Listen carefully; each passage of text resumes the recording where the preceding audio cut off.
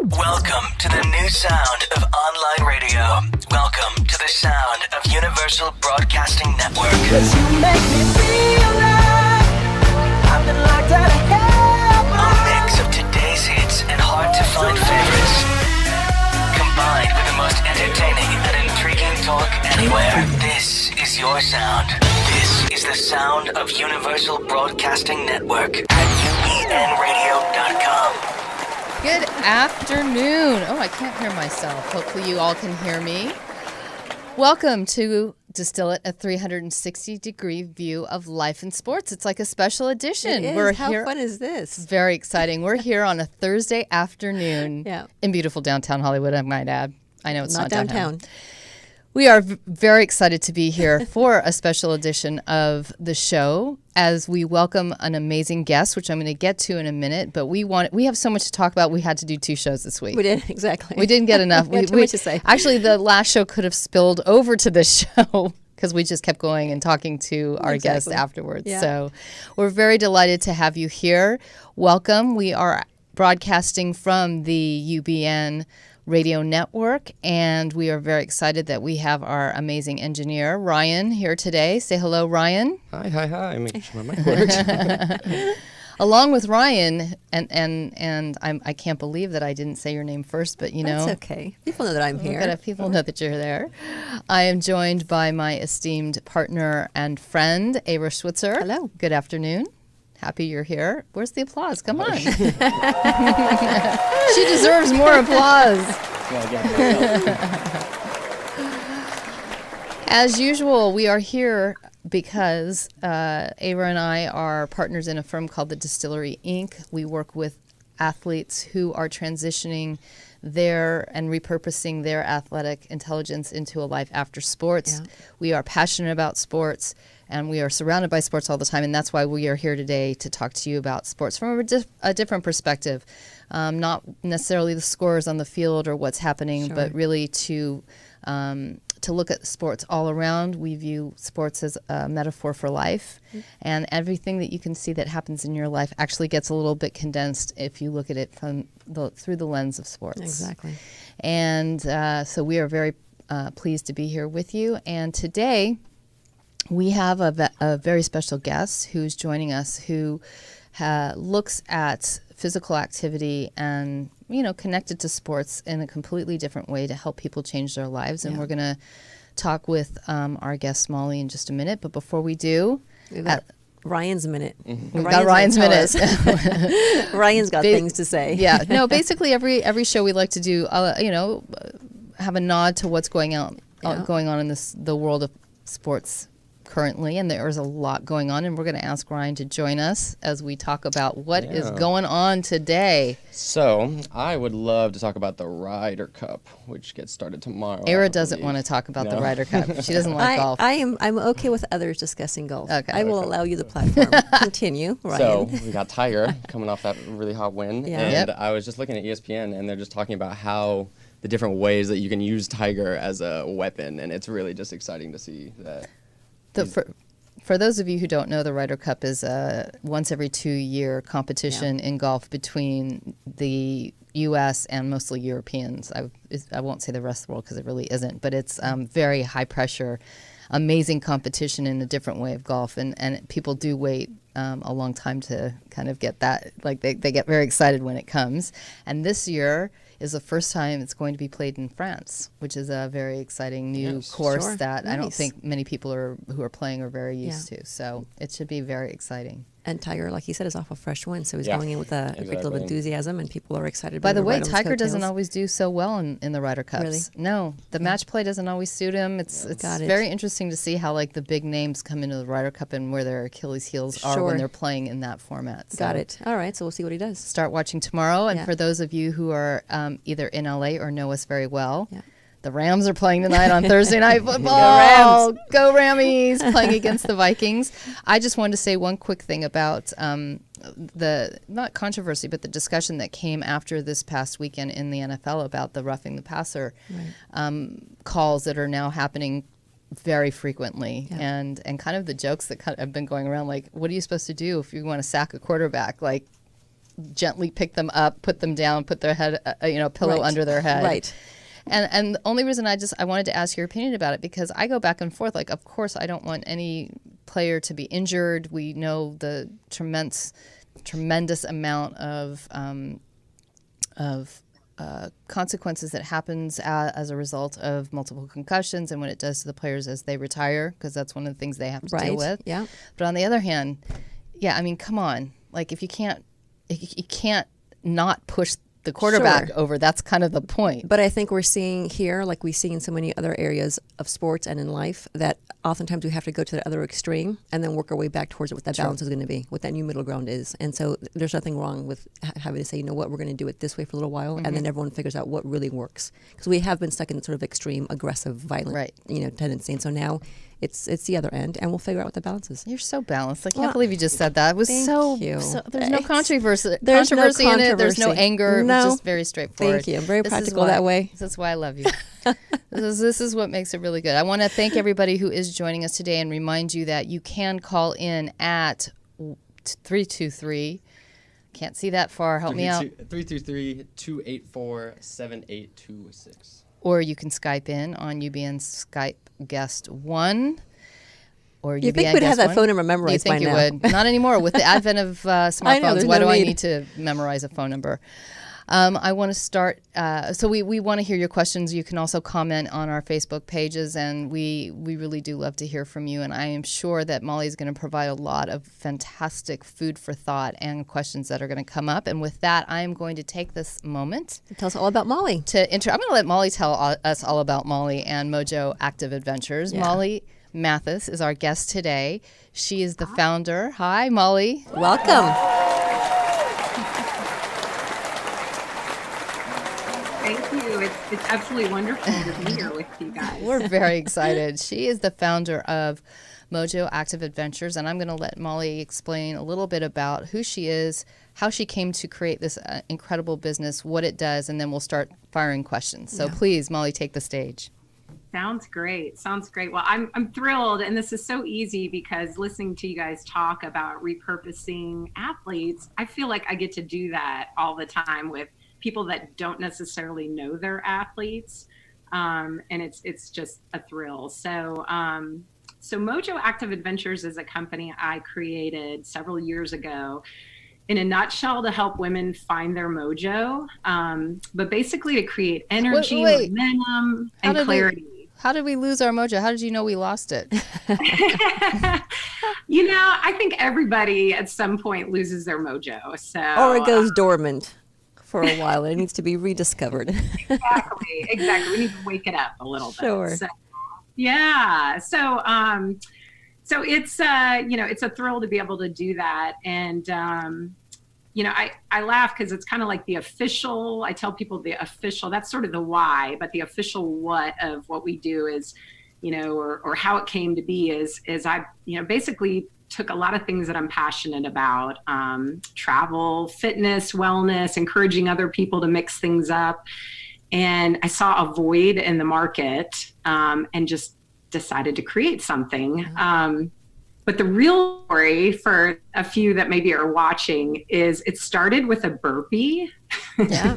I hate those. Well, I don't like those ones. Don't make me do those, please. I know. I say that, and everybody's face go like, "Oh my God!" I don't think anybody, maybe aside from a few people, anybody enjoys doing a burpee. Yeah, they aren't my favorite, but I will happily do them. But they get the job done. Exactly. So as a trainer, I had the pleasure of training a group of ladies about 7 years ago, and actually many of whom I still have the pleasure of training. And they were doing burpees, and somebody just made an offhanded comment like, "Okay, why are we doing this?" And I really kind of started processing it and thinking, you're right. Like, what is the greater good of this? What's the purpose for this burpee? And it just kind of started that thought train of, where can we take this and what are we doing? So I had in my mind, it kind of sounded crazy at the time, but I just wanted to take this crew on this adventure. And I knew what I wanted to do. I wanted to have like a blend of healthy challenges, take them, push them a little bit, answer the question about why they're doing the burpees, but I knew I would have a revolt on my hands if I didn't build in like some rewards and, Exactly. and some wine, So, it was like, okay, let's be realistic. We want to do all these things and feel challenged, but we want to reward ourselves and do that. So that was sort of like the basic idea behind Mojo. And on that first trip, I took this group out to Colorado, which is an area I'm very familiar with. And the idea was to have things that were doable, but I knew would be a challenge. So we hiked a 14,000 foot mountain. We went zip lining over this 1,000-foot canyon. We went whitewater rafting. But in between, we took time to do yoga and do some wine tastings and, just refill our tanks. And the response was incredible. Everybody came back and was like, oh my gosh, I didn't know I needed that. And where are we going next? And then I had other people ask if I would plan things for them. And that sort of, that light bulb went off and I thought, this is something I'm really enjoying and there's such a need for this. So, and again, talking about repurposing, I think everybody just walked away with that greater sense of purpose and just became like a stronger advocate for themselves and those around them and just saw the value in that. Well, that's one of the things that I wanted to start by asking you.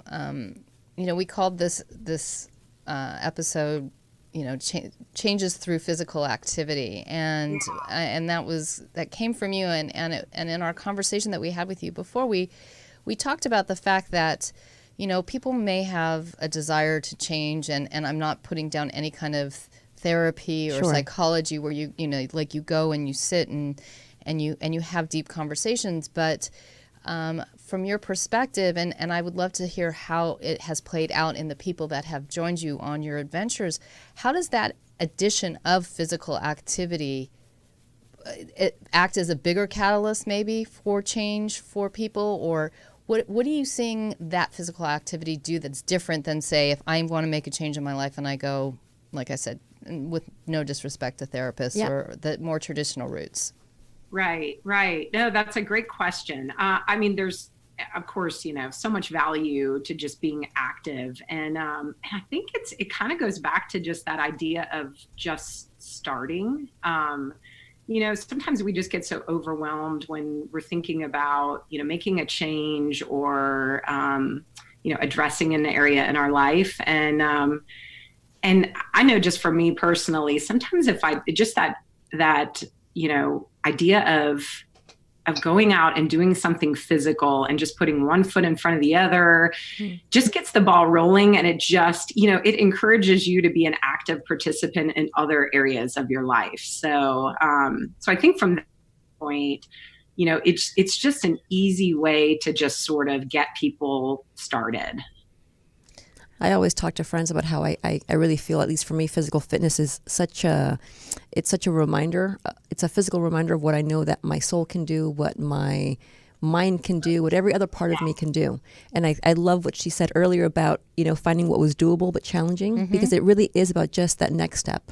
And it's the same in physical fitness as it is in every other area of your life. If you can just figure out if you can just take one step, right, big or small, and find that it's doable but challenging, but doable, and you accomplish that. It's amazing where it gets you to go after that. It's so true, and just that snowball effect. Sure. You try one thing. I've had so many people come on these trips with me and have never done any of these things before. We always try to find things that maybe are somewhat unique to the destination. Maybe some things you've done, maybe things you haven't, like scaling a glacier. We do this crazy caving adventure. But the idea is, and there's us after doing something, enjoying the reward. But I think, just it does, it allows you to start, but then on a bigger scale, it allows you to figure out maybe something that you never thought of or that you would enjoy. Just the process of trying something new allows you to enjoy and like something new. I've had women come on trips. They've never done these things. I had somebody who was deathly afraid of heights, and we went rappelling. So, we went hiking up. We had a 150-foot rappel. And I'll be honest, I mean, I didn't know until the last minute if she was going to go through with it. And she was shaking, and I could tell, I mean, all these, all this chatter was going on in her head. And she did it. And then 6 months later, that was actually the site. 6 months later, I got this note from her. She's in a video, and she said, I just want to show you, I was in Costa Rica, and I just jumped off this 100-foot bridge and did this bungee. And I never would have done anything like that had I not had that experience before. So, just the idea of being able to unlock something new for somebody is incredible. And I think is so unique whenever you bring in physical activity into the mix. Well, I think that, one of the things that Ara and I have discovered through our work, but also something that comes from the program that we work on with our athletes, is the idea that athletes naturally push themselves, right, in ways that maybe the rest of us don't. Yeah. And they choose often to perform outside of their comfort zone. Mm-hmm. And, there's so much talk in the world about always operating outside of your comfort zone, and I think you just gave an example of a person who pushed herself where, and in a lot of interesting ways. In a physical way, she's created, she's made herself into an athlete in a way through your adventure. It's something that athletes do naturally. When it doesn't come so natural, what on your adventure, how are you positioning it? How are you helping people to take that step? Like, I'm terrified of heights. If you want to push me to run really far, I'll do it. But I don't know that I could do that. So what's your process in helping people connect with their bodies and not being afraid and not and being able to push themselves outside the comfort zone? And that's we deal with that all the time. I mean, again, most people would say they wouldn't consider themselves to be athletes on these trips, but, our whole thing is just embrace an athletic mindset. And one of the biggest things is, you mentioned comfort zone. For me, I always like to say expand your comfort zone, because, if you think of it in terms of, trying things, and over time, this comfort zone is getting larger and larger. You've made so much more room for things that you can enjoy from here on out.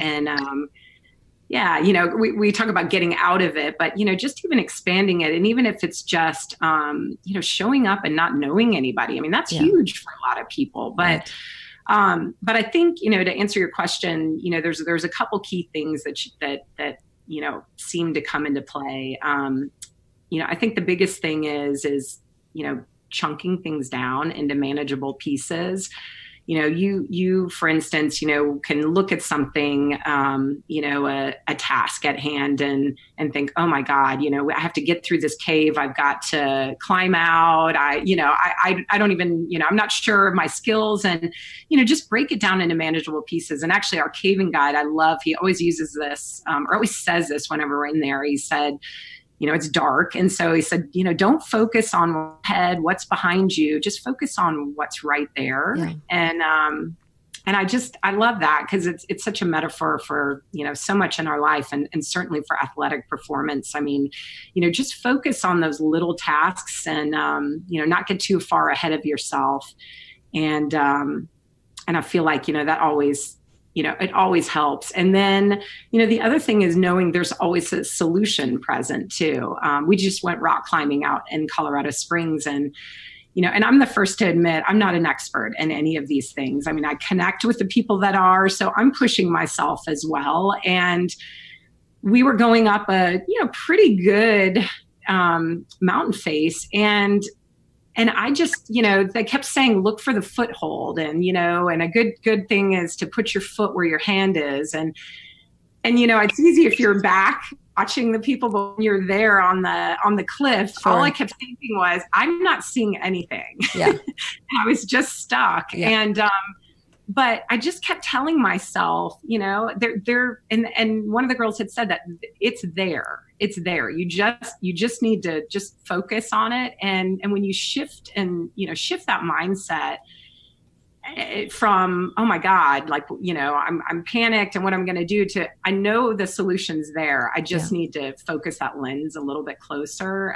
It unlocks like a world of possibilities. Well, I think that also you highlight so beautifully the importance of really appreciating the process as well, because so oftentimes we define success by whether or not we were able to achieve the task or the goal at hand. Right. But truly, athletes know how to embrace failure, because failure very much is part of the process towards success. And oftentimes success is redefined along the way, a whole new different goal or a whole new different task than you thought you were setting out for. And I think it's so important to be able to acknowledge that oftentimes, even if you show up on a trip like this and maybe you don't scale that mountain, that's okay too, because there was a whole process and even just getting there. Right. That needs to be acknowledged and appreciated as well. Yeah, like Molly was saying, just even showing up with a group of women or men or whoever that you don't know, that could be a big step for somebody. Right. Do you have that, Molly? Like, how do you handle when somebody can't get up the mountain? I mean, is there a way that you help them manage that failure? Absolutely. Well, and going back to success, I almost don't even like to use the word failure. Right. Look at it as success or a learning opportunity. And, just to be able to, even if you do that and you just take failure out of the equation, because that's a huge thing. I mean, in life and sports and everything is that fear of failure. But I mean, even if we joke, and that photo you were showing on the glacier, we tell people, even if you take 3 steps up and we get your picture and we angle it so it looks like you're on Mount Everest. Right. That's awesome. Right? It's all about the Facebook profile picture. So, perception. Then we'll consider this a success, Right. And then usually what happens, of course, is, people get so wrapped up and they're like, well, this isn't so bad. And the next thing you know, they're up at the top. So, right. Have you had people who literally, I mean, okay, it's one thing to say I'm not an athlete. Right. And have that mindset. But it's another thing to say, I'm not physically capable of doing some of the things. I know I signed up, but I'm not, I'm really worried that I'm not physically capable. And I'm not trying to go down to the negative side, but, this is a really interesting, what you created is an interesting place for people to combine a physical experience with pushing themselves so hard in so many different ways. I can imagine going, okay, I can't, how am I going to physically do that? I can't pull myself up. I haven't done 1,000 sit-ups a day. My core isn't good. How do you see people evolve into feeling like they can do something that physically they don't feel they can do? Well, and I do get that all the time. I mean, that's the wonderful thing about having this supportive group of women with you. Aero, Wendy, it's I can't tell you how cool it is to see. I mean, I get people from all walks of life, all ages. So I have 30-year-olds cheering on 70-year-olds and vice versa. And it takes that can't out of the equation. And again, at the end of the day, if somebody made it through 20% or 50%, but they feel like a rock star and they had this, unbelievable support group of women cheering them on, it's a success. So tapping into that. And that's something I think, playing sports growing up, and as a kid, I moved around a lot. It was always so nice that I could always connect with a group based on a sports team or something that I was on. And I think it's unfortunate as we get older, and women in particular, it seems like, we lose that. And I use the word tribe sometimes on our groups, but we're kind of missing that tribe, that network of people that help build us up. I mean, again, you've got teammates, on a sports team that, inevitably people are going to have those days where they need a little extra boost. And so it's wonderful when we put women in these situations where they can do that for one another. And then, the beautiful thing about it is, they'll sit there and encourage somebody else, and then they're internalizing it. And then the next thing you know, they're there doing the same thing after, they've been stressed about it, beforehand. So for all of our listeners who are thinking, what an amazing idea, and I'd love to at some point someday take one of these adventures, but what tips do you have for people sitting at home thinking, I'd like to, reignite my mojo, find that again. What can people do at home now? Yeah. Well, I mean, a lot of it is just find what you're passionate about. I mean, the biggest misconception a lot of times with exercise is, it's got to be a drag, or it's got to be hard work, or if I'm not working hard or miserable, that I'm not, I'm not getting the benefits. Sure. But as a trainer, again, as somebody who's played sports growing up, just find whatever it is that you're excited. If you're not a gym person and the thought of going to a gym just doesn't excite you, find a great place to go outside, take a hike, grab a buddy, grab somebody to hold you accountable, for starters. That's great. If you've got somebody waiting for you, that always helps. But, find something that you enjoy, and you're going to be much more apt to stick with it than if it's, just something you feel like you're doing because you have to do. Sure. Again, I think a lot of it is really just surrounding yourself with the right people, and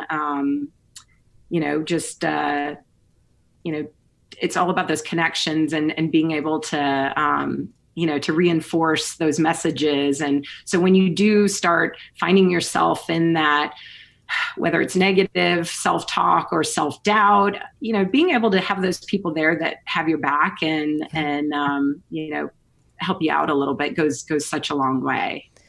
So I have two questions. The first is, you could have just done a, retreat. Let's now, and I know your background is as a trainer, but you could have just said, oh, let's do the meditation, let's do the spa, let's get a group of women together regardless of the age. For you,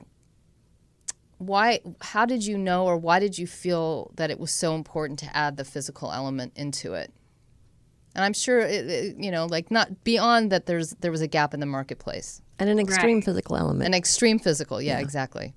Yeah, again, for me, it's all about, I love having that healthy but doable challenge. And I love the feeling afterwards of, wow, whether it's, I can't believe I hiked that, or I can't believe, I just rappelled down this waterfall. I think there's just, there's no substitute for just putting yourself in a, challenging physical position. And it's, again, I just, I've been so blown away with what I've seen these women accomplish. I'm inspired all the time by what people do, and, and then where they take it afterwards. So I think, again, and just growing up around sports and growing up being an active person, I just innately, for me, always understood that, I just felt better if I was moving. Yeah. Right. And what I also love about these group activities is that so oftentimes we think we're joining the group and we're taking this adventure so we can learn something because we're somehow lacking in some area of life. And I think when you come together this way, you realize how much you have to impart to the group and how much you have to share and to teach, and that alone reinforces your own sense of personal confidence and value in how you live your life. That's so true. Yeah, that's so true. First of all, I want to thank everybody who's tuned in, particularly overseas. We have a lot of our friends from overseas, which is great. So I want to get to a point, because I know you do some travel overseas with some of these adventures. So I want to get to that point and hear you and talk about it. But I do also want to ask, what is the motivation that you found from your clients? Like, I'm curious, like if I were sitting on the sofa and thinking to myself, God, I need a change. Like what am I going to do? Right. I don't know that this would be something that I'd be going, okay, this is going to help me. Yeah. So I'm very curious. I'm sure you talk to every single person that comes on one of your adventures with you, and it'd be interesting to hear kind of the variety of motivations that they said, I'm going to do this particular thing. Yeah. by and large, the majority of people tell me that. Molly, hold that thought. We have a caller. Oh, yeah. Hello. Hi. Hi. You Welcome. called in to Distill It. Do you have a question for Molly? I do have a question for Molly. Great. Who's calling? This is Carolyn. Hi, Carolyn. Thank you for joining us. With pleasure. Should I tell you my question now? Yes, Please. please. Okay. So my question is, I know that she does women's trips, and I'm curious to know, is there something special that comes up in women's trips that maybe is different than when she does co-ed trips? I'm trying to decide whether to go on the co-ed ones or just an all women's trip. That's a great question, Molly. That's a great question. Absolutely. So, Carolyn, thanks for calling. We're going to let Molly answer. Awesome. Thank you so Thank you. much. And this leads so nicely into what you guys were asking before. Women in general tend to put everyone else's needs first. And, I found so many people tell me just that notion of, I feel like I need to refill my cup. I've spent all this time investing energy in whether it's, my family, my career, everybody else, but I feel like I haven't made that time for myself. And just being able to encourage women to come together, connect with other women, to essentially do that, refill their tank is huge. And I have done, I did a co-ed adventure recently to Iceland, and it was fantastic. It was an amazing group of people. But I felt like, that need is so great with women, and there's so much work to do there that it just, it gets me excited about, encouraging them. I mean, again, you look at these images and you see these women doing these amazing thing, and I'm so inspired by all of them. Sure. That just being able to encourage them to take time. I mean, some of the best comments or reviews I get from people afterwards is they're like, I didn't know I needed this. Thank you. I've been neglecting myself, and I just, the idea of coming back and refilling that tank was huge. So there's a huge need for that. And again, women supporting other women in that realm is fantastic. So for Carolyn's question, it's more about, do you want to have that extra support of the kind of the female energy? Yeah. Versus, and I assume that you're not saying that there's a downside to having it be co-ed. It's just a different energy. Yeah.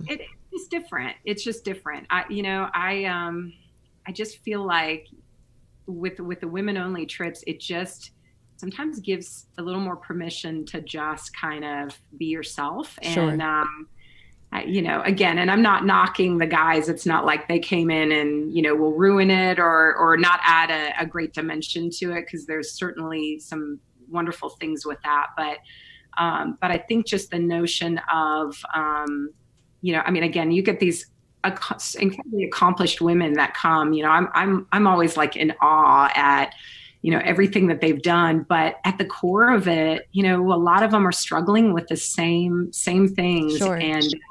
And so it's just nice to be able to address that in a safe, supportive environment and let them have some takeaways. But to be clear on all of these, the goal is, and this would be the same in any sports arena, is to finish safely, and everybody had a great time and a great experience. So, so if they walk away and take away some of these other experiences, it's incredible. But I never want to put that expectation on people going into these, and I never want to, to overpromise that, but it's just been such a pleasure to see where people have taken things. Right. And I think that there is something unique in terms of what women can talk about and engage in with each other that shifts when there are men present. Even just from a very practical perspective, I know that when I work out with a group of women versus a group of co-ed, women can talk about how their bodies are different just after childbirth. Right. You're comfortable talking about what your body can do right now Right. after having given birth, or what has shifted, because you gave birth. That's just not going to be a conversation you're going to have with men, or have as comfortably if men are around. Right. And men, God love them, aren't going to relate anyhow. So what's the point? So it's just a very different perspective that I think there's a freedom that comes with being surrounded by women, especially if they've been through where you've been through, if they've had kids, if there are more things that you have in common. I think the easier it is for you to be able to sort of let go. And when in the letting go, you now allow yourself to, build what it is that you want. No, I think it's very interesting. I could also say on the flip side, having that kind of the not only the male perspective but the male energy and how they, like, let's take it from a physical activity standpoint. Probably more competitive, probably more. Like it could, that dynamic also something that can push. We have another caller. Great. Hello, thank you for calling in. Who's this? Lynn Priestley. Hi, how are you, Lynn? I'm good. Great. I've been on a Mojo trip, so I was just going to give my perspective on being a fellow traveler with Mojo Active Adventures, if that's appropriate. No, we'd love to hear, as long as you don't mind if we have a question asking you after. Okay, sure. Go ahead. I need to turn you down, though. Yeah, that would be helpful. Oh, hi, I'm live. I'm so sorry. That's okay. Oh, great. Go for it. We want to hear from you. Okay. I am. I've been on 3 Mojo trips, and they've been incredibly life-changing experiences for me. I went on my first trip.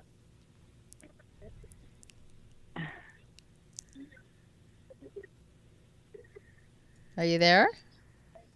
Yes, and I was just. If you turn down the sound on your device, it might help you hear us better.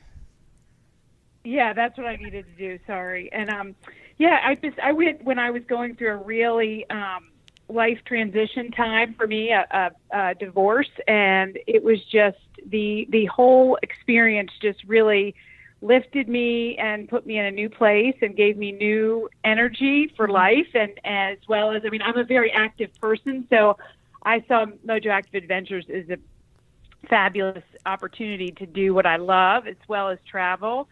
And just the combination of all that, as well as the connections you make with other people, are just really fabulous.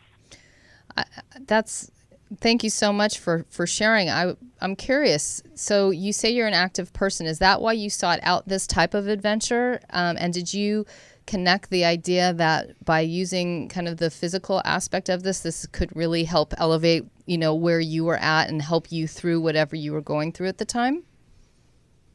I thought that the active component would be, yes, I was a little challenged by the caving adventure that was outlined in the trip, but I thought and talked to Molly a lot about it, but I saw it as a great opportunity for me, and then accomplishing that was just very rewarding, and then celebrating with your fellow teammates after was even better.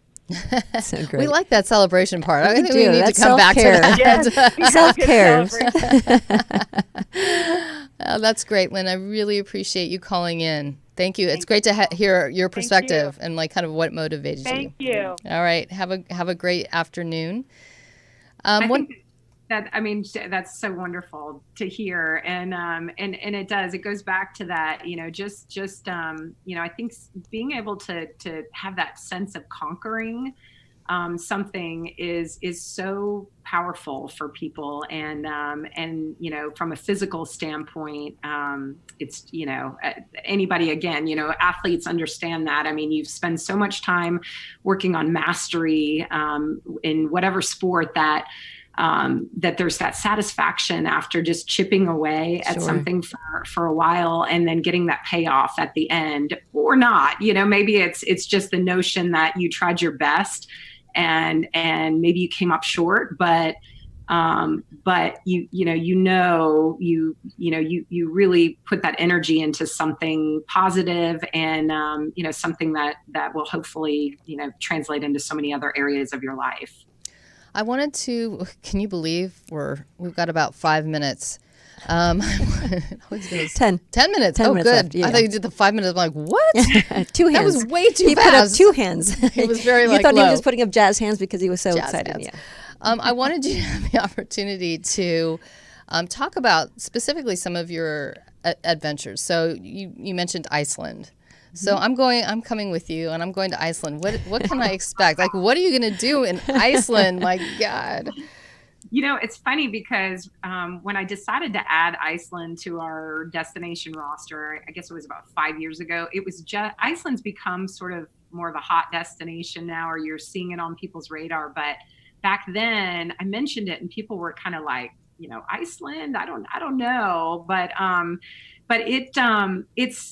it's incredible. So, again, we try to go in and basically find whatever's unique and an active experience in there. And Iceland's one of the most, it's an adventure paradise. It's got, we've been there in the summer. You can do a completely different set of adventures in the winter, but so we do everything. We snorkel between 2 continental plates, which is the only place in the world you can do it. It's wild. It's wild. You're in a dry suit because the water is freezing. It's naturally fed from glaciers, so so you're covered head to toe. But it's crystal clear. I mean, 150, 200 feet visibility, and you can just do this, and you're touching the Eurasian plate on one side and the North American plate on the other, which is incredible. We glacier climb over there. We do hikes inland, crossing over rivers, streams, valleys. We do,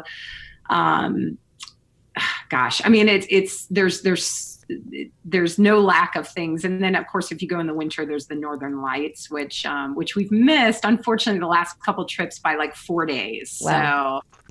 So that's still on my bucket list. But in terms of just sheer natural beauty and adventure possibility, I would put Iceland, near the top of the list. And food is good, and good wine. Food is great, and yes, good wine. That's always a requirement. Yeah. But yeah, that's terrific. And we knew we liked you for a reason, Molly. Yeah. It's important for recovery. Totally. I laugh because, when I do get asked all the time, oh my gosh, I don't know if I'm going to be in good shape. And are these so hardcore? And, I always tell people, well, most of the days, end in a glass of wine. So you be the judge, and so then usually I kind of see people's eyes light up like, oh, I think I can do this. Right. But, if that's the reward, I can manage the rest. Right, exactly. But Iceland's great. And it's closer than you think. It's a 5-hour flight from JFK, 4-hour time change for us on the East Coast. So world away, but not as far as you think, which is great. And what are on some of your other trips? Do I remember correctly? Costa Rica. Yes, you go to Rica. Colorado. We have that coming up. We have Colorado Springs. I just got back from taking a group out to Oregon. And we've got a trip to Puerto Rico, and we're always on the hunt to add more. So trying to get kind of a blend of domestic and international, and longer trips, shorter trips. How many trips do you do a year, Molly? So on average, we're doing about 5 or 6 a year, but that's been growing. In addition to the women's group trips that we're doing, we're also putting together custom trips. Okay. I just had a group of guys reach out that wanted kind of the base of what we do in Colorado Springs, but amped up about 10 times. So that male energy, that's always good. Right, I know, exactly, which we're happy to do. Yeah. Sure. So it's nice. Once we have the kind of the base, it's easy to sort of, customize or, adjust it however, depending on interest levels and ability levels. And for the men, is it just as important to have the self-care with the yoga and, I mean, maybe not wine, but beer, but I mean, is that a huge part of the, I know a lot of package as well? Men. I do too, but I'm just asking, is that a huge part of the, package as a self-care as well? It was actually that was as much a part of it. So it was very much the challenge, equal parts challenge and reward. Sure. And you've mentioned rock climbing, cave exploring. snorkeling. What other types of physical activities are on your tours, your adventures? We've got hiking. We've done stand-up paddleboard, which is really fun down in Puerto Rico. We've done kayaking, horseback riding, which, I've had some folks who, are fine with all the other activities, but the thought of getting on a horse is, nerve-wracking for them. So try to kind of get a blend of zip lining. We do that in a couple of different places. So sort of a blend of physical, but then also some mental challenges, again, getting people out of their comfort zone. But really it's a matter of, finding things specific to those places that we're going and those things that, make them so unique. Snorkeling, we've added that too. And scuba diving is always a possibility, although we typically try to find some things that don't require any, advanced training or certification. Right.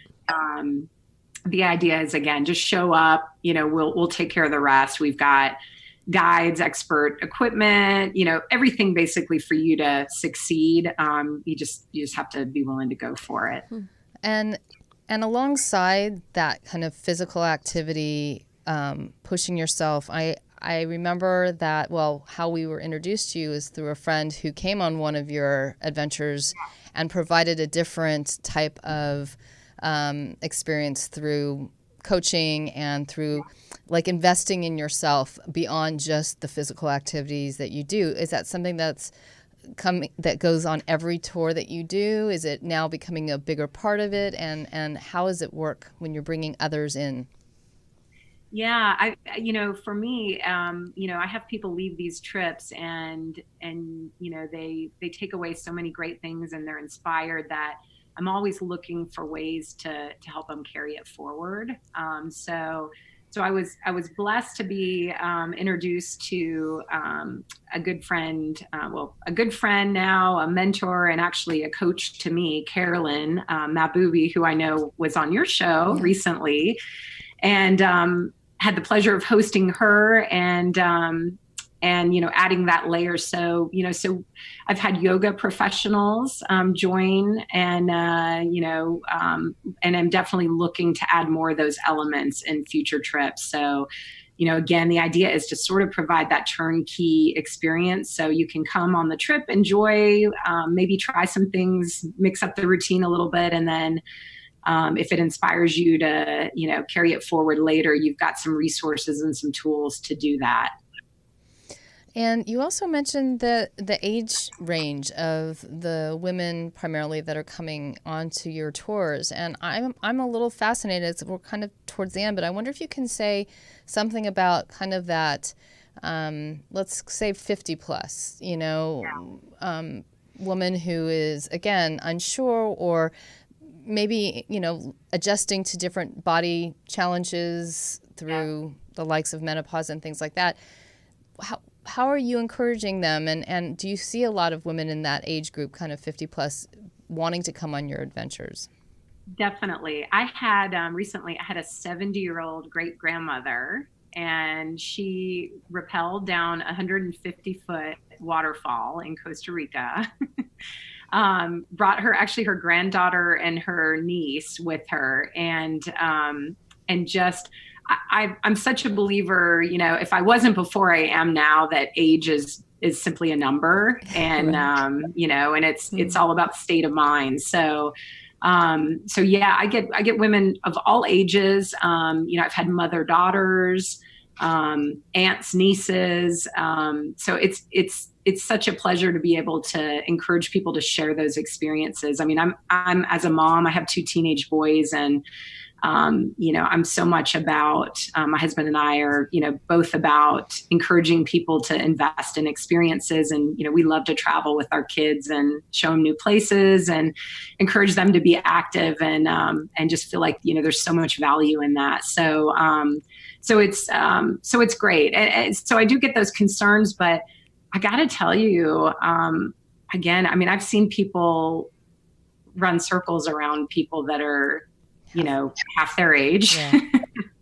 And that's sort of, I think true of a lot of things, and, athletes in general. I mean, there's always that notion of, on both ends of the spectrum, like, oh, I'm not old enough to do this, Right. when I get older. Right. And then there's also the, oh, I'm too old, but I mean, creating that sense of urgency and, seizing the moment. And I mean, there's never going to be a great time. And, what are you waiting for? Exactly. At some point, right. So, well, I don't think Aaron and I are going to wait too much longer. No, we definitely. I want to go to Iceland. That's Iceland where I'm going. Absolutely, we're going to touch those two different places. Molly, that's amazing. I hate to say this, but we have now really come to the end of our time, and it just always goes by so fast. And we really want to thank you so much for joining us. Absolutely. Ryan's done a great job pulling up lots of pictures from your various adventures. But if people want to find you, where can they track you down, Molly? So they can find us on our website at mojoactiveadventures.com. And we really appreciate it, and we will keep in touch because we want to hear more as you evolve your business and all the people that you're helping through physical activity. Yeah. Thank you again for all of you who joined us today. We really appreciate you being with us. You can find us at thedistilleryinc.com. We also are on iTunes, Spotify, iHeartRadio, CastBox, Stitcher. So please subscribe to those, any of those, to hear us on a more regular basis. And we will be back in 2 weeks. 2 weeks. Yep. So you on a Tuesday, not a Thursday. Back to a regular day and time. Back to our regular day at time. Tuesdays at 3 p.m. Pacific time. Have a wonderful couple of weeks. And thanks again, Molly. We'll see you all soon. Thank you, everyone. In the future, talk radio will actually educate, inspire, and make you think. The future is now. Topics and music that affect your life from Universal Broadcasting Network. Tune in at UBN.